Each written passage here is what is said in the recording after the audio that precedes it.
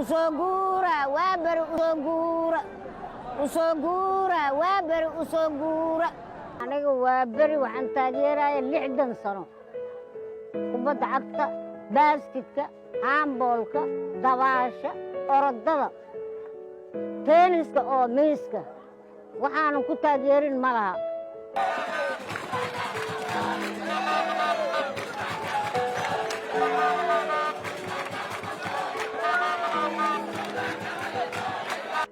waxaa la dhahaa Culey Maxamed Aadan waxaan ku dhashay Dubbada Hoose magaalada Kismaayo kacaanka markuu dhashay ayaan dhimaaday magaalada Muqdisho ilaa kacaankii ilaa hadda laga joogo waxaan ahay taageeraha degmada Waaberi ama fan ama muxuu ahaayay ciyaaro isboorta noqdaan degmada Waaberi laga tago waxaan ahaa gobolka Banaadir taageerihiisa waxaan ahaa kuuga wax u kariyo oo habeen maalin kor taagan